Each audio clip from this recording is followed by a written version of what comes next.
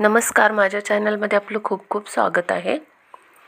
तर आज बनवणार आहे मस्त अशी पांढरी शुभ्र मऊ लुसलुशीत इडली। ह्या प्रमाणात जर इडली केली तर तुमची इडली कधीच फसणार नाही। तर त्यासाठी मी इथे 4 पेले राशनचा तांदूळ घेतलाय।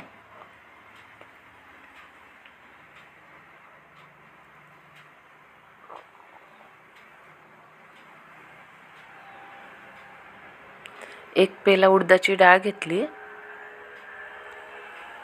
आता हे 4-5 पाण्याने स्वच्छ धुवून घेतले। पाव चमचा मेथी दाणा टाकायचा आहे। आता हे सकाळी मी भिजत घातलं होतं, संध्याकाळी 8 वाजता मी वाटायला घेणार आहे।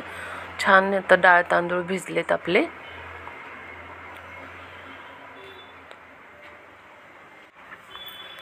हे डाळ तांदूळ जे भिजत घातले होते तेच पाणी आपल्याला वाटताना घ्यायचे।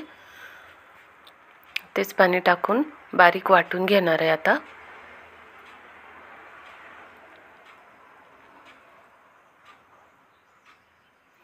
तुम्ही बघू शकताय किती बारीक वाटायचे ते।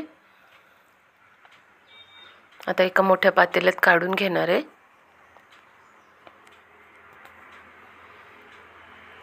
आता दुसरी पण बॅच अशीच वाटून घेणार आहे मी।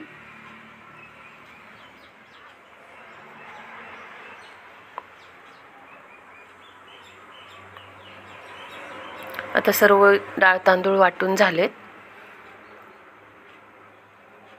चवीपुरतं मीठ टाकायचे, मिक्स करून घ्यायचे। आता एवढं पातळ ठेवायचे, घट्ट पीठ ठेवायचं नाहीये। असं पातळ ठेवल्यामुळेच इडली मऊ लुसलुशीत होते। आता रात्रभर असं झाकून ठेवायचे। सकाळी बघा किती छान असं हे पीठ फर्मेंट झाले। तुम्ही बघू शकताय हे जे प्रमाण घेतले ते अचूक प्रमाण आहे। ह्याच प्रमाणाने तुम्ही केली तर कधीच तुमची इडली फसणार नाही। एकदा नक्की करून बघा। आता थोडं मिक्स करून घेतलंय मी।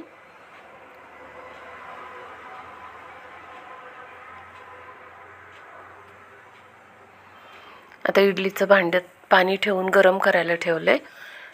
इडलीच्या भांड्याला तेल लावून घेतलंय आता मी। आता याच्यामध्ये हे पीठ टाकून घेणार आहे।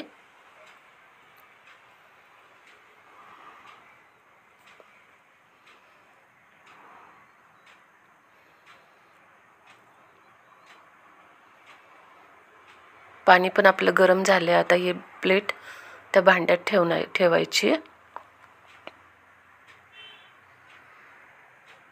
दुसरी पण प्लेट मी अशीच भरून घेतली, ती पण ठेवणार आहे आता। झाकण ठेवून आता 15 मिनिटासाठी वाफवून घ्यायची आहे। आता 15 मिनिट झालेत। 1-2 मिनिटासाठी थंड होऊ द्यायचंय। आता पाण्यात चमचा बुडवून इडली काढून घ्यायची, म्हणजे छान सुटते ती।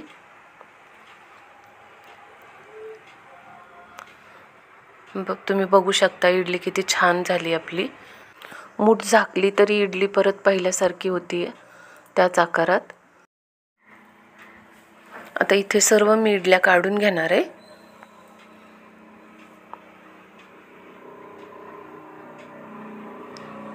तुम्ही बघू शकताय इडली किती आपली पांढरी शुभ्र मऊ लुसलुशीत तयार झाली आहे। जाळी पण किती छान आली बघा। अशी जाळीदार इडली तयार झाली आहे। हे अचूक प्रमाण आहे।